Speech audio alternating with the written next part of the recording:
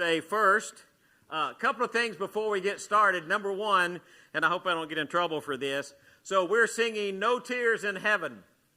And Diane leans over to me and she says, no cheese. And when she says that, I almost mess up every time we sing that song because I take that song and sing no cheese in heaven fair, no cheese up there, no cheese in heaven will be known.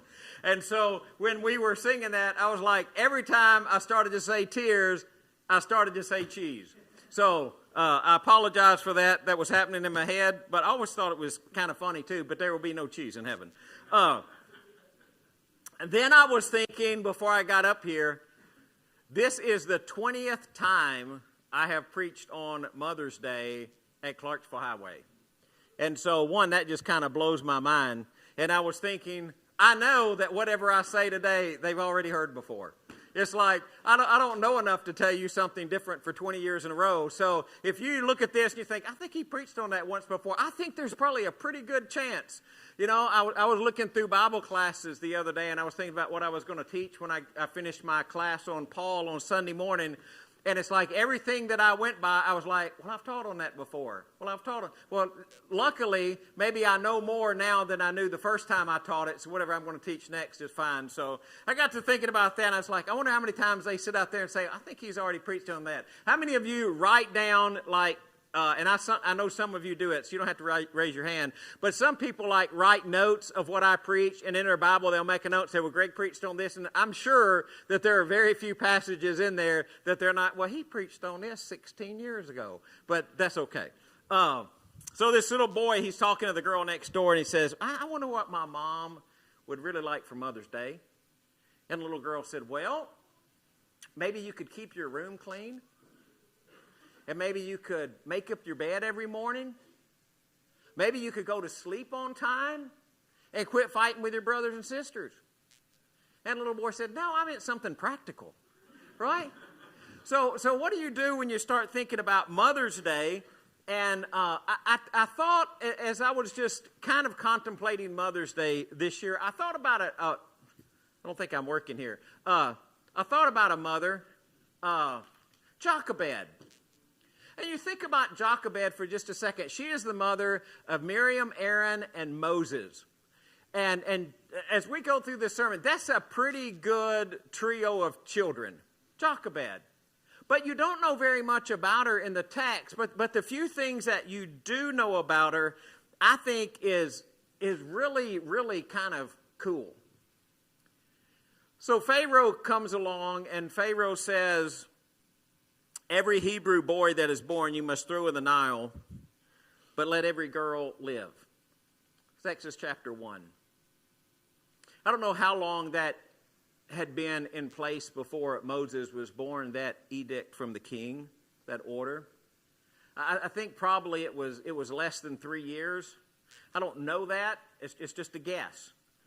And I'll tell you in a little bit why I think that's a guess, but it's just a guess if that was very long.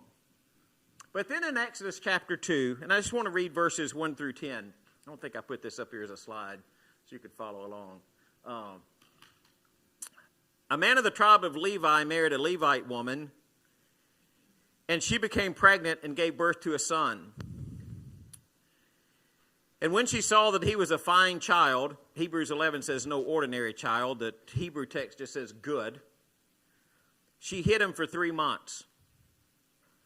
But when she could hide him no longer, she got a papyrus basket for him and coated it with tar and pitch. And she placed the child in it and put him among the reeds along the bank of the Nile. His sister stood at a distance to see what would happen to him. And Pharaoh's daughter went down to the Nile to bathe, and her attendants were walking along the riverbank.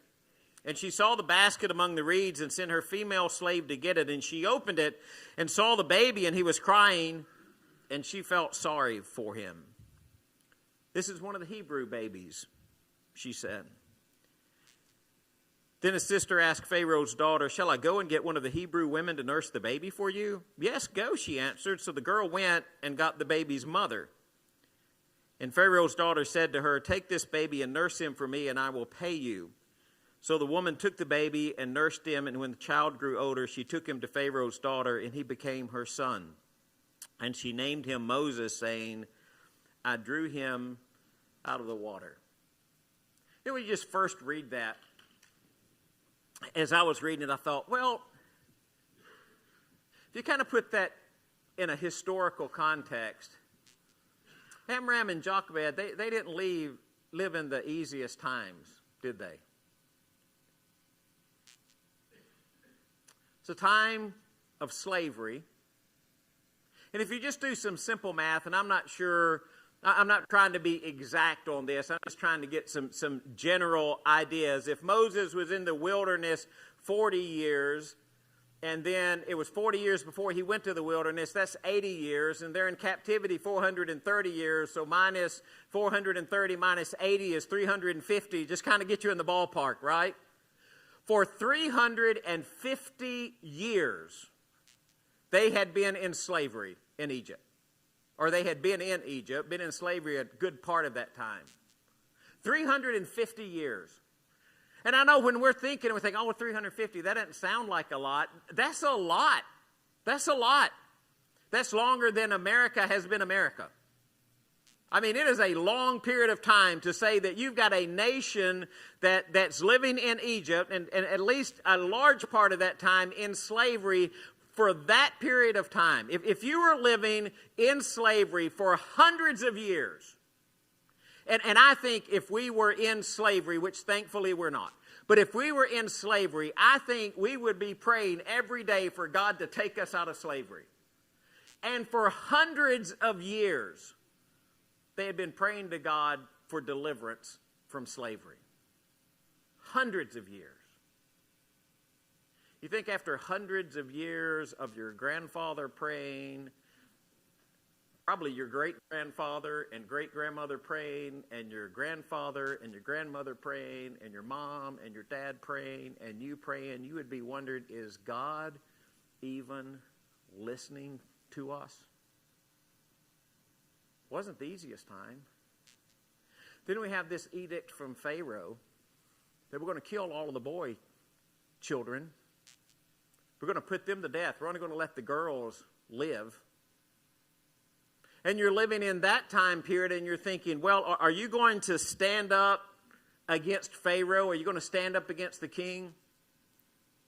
And I hope they don't kick us off Facebook and YouTube for me saying this. But if it was a similar situation and it was our world and our time, would we stand up against the government and say, we're not going to listen to the edict, to the law that's been sent down by the government? Would there be something morally and ethically we would say we're just not going to do it? Because that's what Amram and Jochebed did. There's nobody there to help them. There's no other nation to come rescue them. Their children are being killed.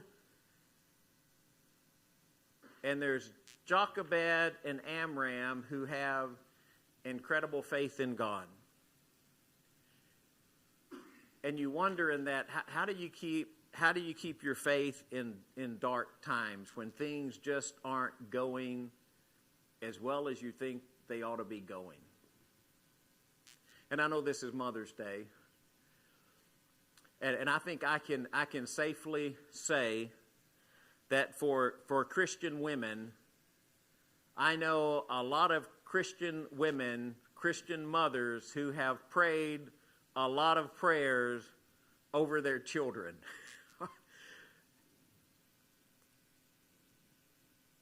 And how do you maintain your faith when things aren't going well? You know, we would be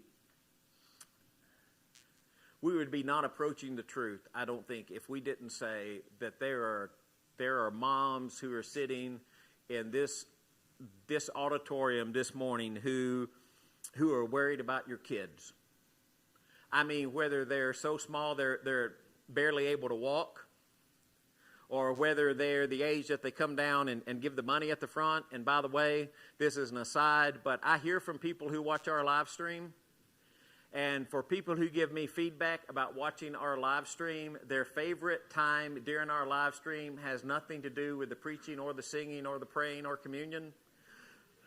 The most exciting thing in our live stream, the thing that people who watch our live stream like more than anything else, are the kids coming to put money in the basket.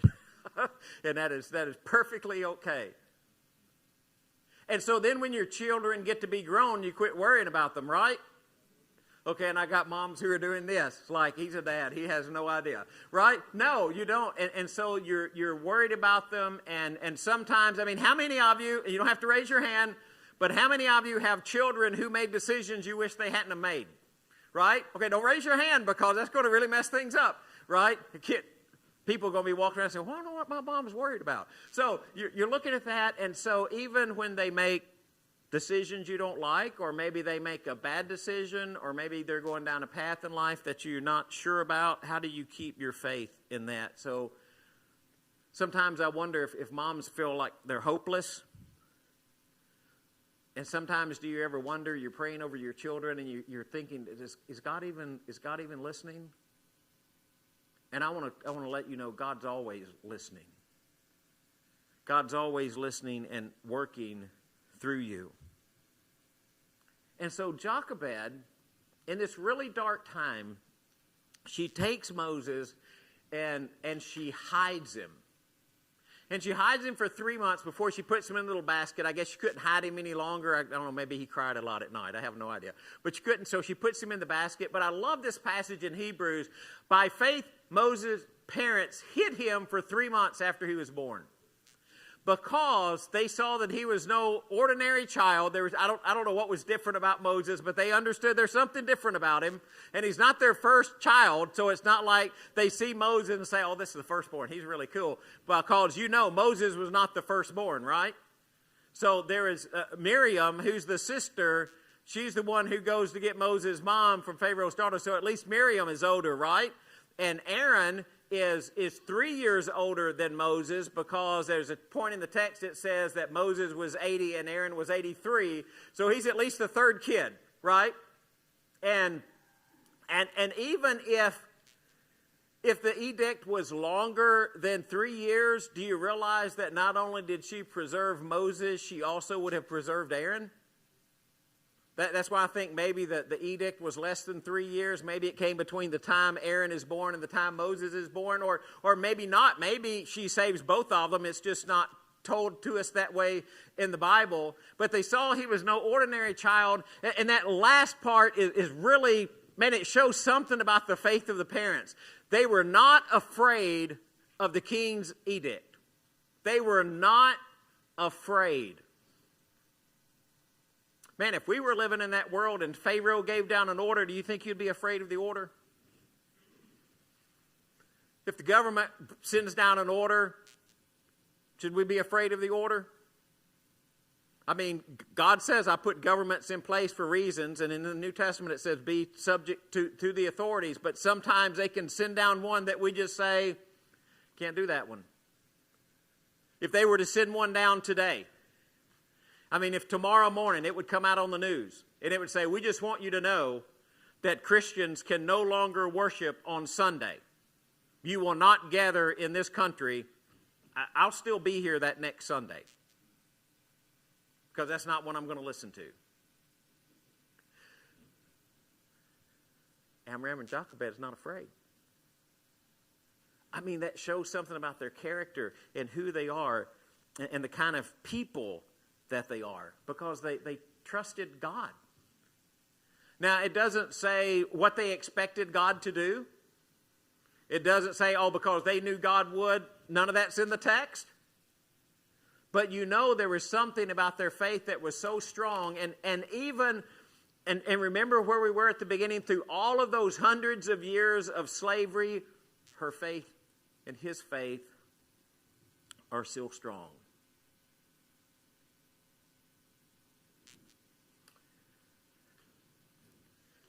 I might have skipped a slide there, or maybe I got them out of order. I got them out of order, so we'll use this one first. She made really good use of her time, didn't she? I mean, it's pretty well planned out. You think Miriam just thought all on her own, oh, when Pharaoh's daughter finds a baby, then we'll just, I'll go get mom? You think that came from Miriam, or you think maybe Jochebed said, hey, look, when they find him, if they don't kill him, why don't you see if they'll let me take care of him? That's pretty interesting, isn't it? So you have this short window of time. How many of y'all been down this hallway into the children's classes back here? Cheryl has got this incredible, I take a picture of it. She's got this incredible illustration back there where she's got these little boxes that's got like little balls or beads in them. Have y'all seen that?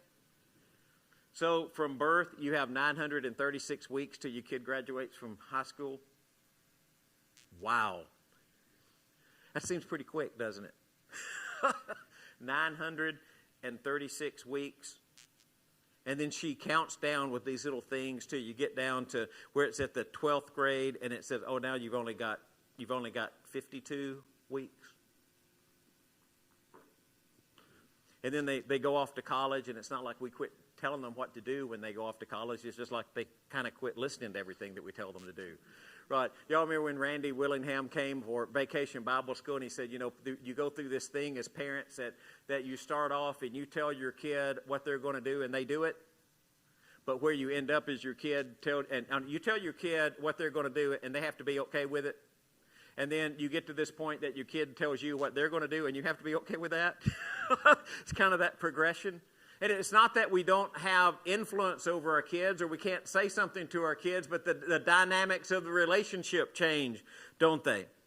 But she has this little period of time to where he was weaned, and you wonder, where did Moses get his faith? You think, well, part of it came from the wilderness. It did. But when he was 40 and he was there and he saw his people being mistreated, but he had grown up in the household of Pharaoh, how did he know they were his people? I think she had just great influence on him. And I know moms, you know, you look and you think, okay, how do I make good use of my time? You teach them about Jesus. You try to instill the right things in them. And then you think like Jochebed, you think, well, after that everything just kind of went well, right? And I'm just kind of looking at Jochebed from the outside, looking inside, and you think, what would that have been like? I think it would have been difficult to put Moses in that boat and float him off down the river. Man, I don't know how to really relate to that very well. I was trying to think, what if we had to send one of the boys down the boat and just put him in a boat, send him off down the river, and hope somebody found him that would take care of him? You wonder what she prayed before she put him down the river. I wonder if, and the text doesn't say any of this. I just want you to kind of think like outside the box, but staying inside the box. You think she thought, hey, God, make somebody find him and have them send him back to me so I can take care of him for a little while? Or did she just pray, God, would you just make sure that he stays safe? Do you wonder where he's going for 3 months? I mean, he's only 3 months. He's not going to survive very long without food, right? But you know, the only hope is to sail him off down the river. Isn't it interesting? And this is just God, right? Isn't it interesting that the person who found Moses floating in the river, who is the only one who could really protect him? I mean, it was Pharaoh's daughter. And I don't really think, but I think probably she had pretty good influence over Daddy. I don't know. Most daughters have pretty good influence over Daddy. I don't know, but never had any daughters, so I can't speak very much to that. But you think Pharaoh's daughter, and when Pharaoh's daughter found him, and who gave the edict to kill all of the male children, Hebrew male children? Pharaoh's daughter found him, and she didn't do what Daddy said. She kept him. And you think, wow, how incredible is that? And how incredible is it that God used Moses so that he grew up in Pharaoh's court, learned their language, learned their ideas, and the way that they thought. You know, when after Moses is in the wilderness for 40 days and he goes back to see Pharaoh, you know that Pharaoh that he went back to see is probably one that he grew up with. They probably knew each other. It's not like they probably didn't have any kind of connection. But he at least knew everything about Pharaoh's court because God was using him for a purpose. And she kind of endured through that trial. What do you think she felt when Moses fled out into the desert? Fled out into the wilderness. After he killed the Egyptian. There are little things about the text that I have no idea. It's just you have to speculate. And don't speculate much one way or the other because it really doesn't make any difference. But I wonder while he's growing up in Pharaoh's court those 40 years if he ever went over to visit Mom. I wonder if he ever made a visit. When he killed the Egyptian and he fled into the wilderness, I wonder if she was still alive. And if she was still alive, I wonder if she thought, I wonder how long he's going to be gone. If she was alive during the 40 years that he was in the wilderness, do you think he made very many visits back home during that 40 years? How would you feel if you went away, your child went away for 40 years and didn't visit? Couldn't visit? Huh? He knew who Aaron was. We're going to get there.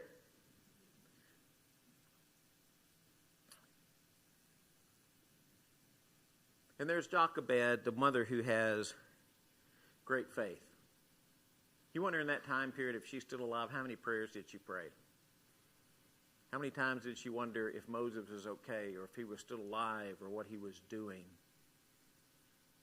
During that whole process of time, if she's still alive, you think she's wondering, God, you saved him, you sent him to Pharaoh's court. What are you doing with him? Why did you keep him safe? Why did you take care of him? And I don't know when Jochebed passed away. I don't know how long she lived. And it kind of gets me to my last point. I wonder if she saw what God did with her children. Not just Moses. I wonder if she saw what God did with her children. I don't know what the birth order is. But let's say Miriam was first. She seemed to be old enough that she followed the basket, and then she went to get her mom after Pharaoh's daughter found her, and she was old enough to ask a question, right? So Aaron is 3 years older than Moses, so I'm assuming because of that, if she was able to do that, she was older than 3, right? So I'm kind of thinking of Miriam, Aaron, and Moses. Miriam is the oldest. What does God do with Miriam? They think, oh yeah, she just went to get Pharaoh's daughter, and went to get her mom after Pharaoh's daughter found it. No, but remember over after the crossing of the Red Sea, and the women sing the song of Moses. Y'all remember that in the text? So like they cross the Red Sea, and there's this song of Moses, which is the deliverance song about how God frees and saves his people. Who led the music? Miriam. Miriam was the leader of the people who were singing. And the text says she is a prophetess. She's a prophet. She's not just some older sister. She is a prophet. She is somebody that God uses for a specific thing. She becomes a leader. It's really interesting. I think this is Amos. I didn't write the verse down. It says, I brought you up out of Egypt and redeemed you from the land of slavery. I sent Moses to lead you, also Aaron and Miriam. So it wasn't just Moses who was sent by God to lead the people. Moses and Aaron and Miriam. And then Aaron. Remember, Moses says, well, I'm not a very good speaker, God. So kind of when he made God mad, right? Well, Moses, who gave man his mouth? If I want you to be a speaker, be a speaker. But, tell you what I'll do. I'll get your brother Aaron. So he knows Aaron. He sends Aaron out in the wilderness to meet Moses. And they come back to appear before Pharaoh. And when God institutes the law, who is the first high priest? It's okay, y'all can say it. Who's the first high priest? Aaron, the first high priest. And then there's Moses. I mean, God prepares him. He sends him to Pharaoh's court. He sends him to the wilderness for 40 years. You think in that time anywhere that Jochebed is scratching her head thinking, what in the world is God doing with Moses? I mean, I thought he's supposed to do something. Now he's in Pharaoh's court. Now he's out in the wilderness. We don't know what happened to him. We hope he's still alive. And if she was still alive, I wonder how she felt when he showed back up. I got to think that's pretty good homecoming, but I don't know. What did God do with Moses? For the Jewish people, was there ever a prophet like Moses? Who went up on top of the mountain that God gave the law, who was recognized as the greatest of prophets, the giver of the law of Israel? And do you wonder if Jochebed ever saw what God did with her kids? At least those three, if that's the only three she had. What did God do with them?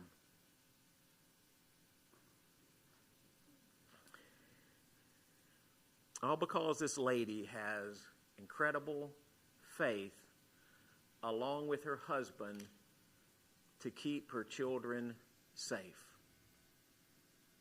Man, how would Israelite history be different? How would our history be different? How would the message of Jesus be different if there wasn't the faith of Jochebed? And do you know what God has planned for your children? Because I don't. You never know what God has planned for your children.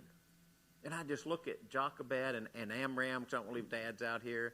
Look at Amram and Jochebed, and I just, I think probably what we should do is just step back and be amazed at what God can do with our children. Now, I didn't plan this out, and I'm not going to, I hope I don't embarrass him. But, Greg, how old are you? 20. 20 years old. When were you born? Your birthday? Today. I knew that, by the way. I'm just picking on you. Today. So, say it out for me. What's your birthday? May 12th, 2004. I came here in January 2005, and he wasn't big enough to look over the pew. Little kid. Baby boy.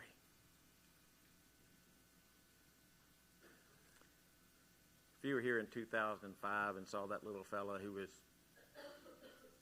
probably still carrying him around, weren't you, Melissa?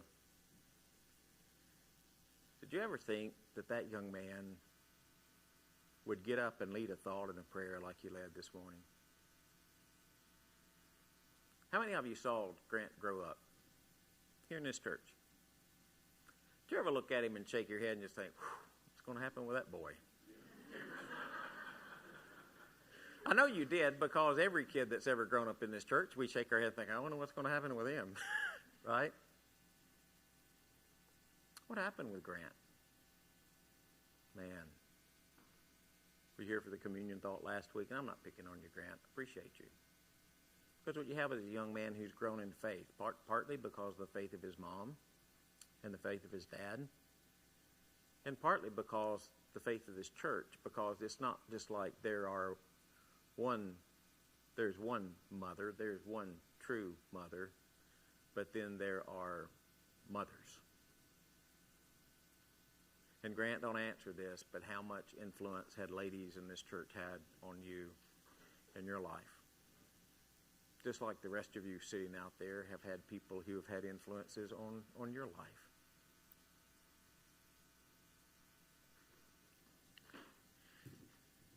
Because I think sometimes what we need to do is just be amazed at what God can do with our children. So on those times, mothers, when you think, I want to do a different Mother's Day sermon next year, by the way. I'm just letting y'all know. I'm just going to ask mothers what a preacher is supposed to say on Mother's Day, because I'm male. I have no idea what I'm supposed to say to mothers, right? So I'm going to start sending out questionnaires from now to next year, and y'all are going to write my Mother's Day sermon. It's like, what does a mother need to hear on Mother's Day, right? I only know this from a father's perspective, but there are times that you think, man, this stage of life is never going to end. I am never going to quit changing diapers. I am never going to quit making bottles.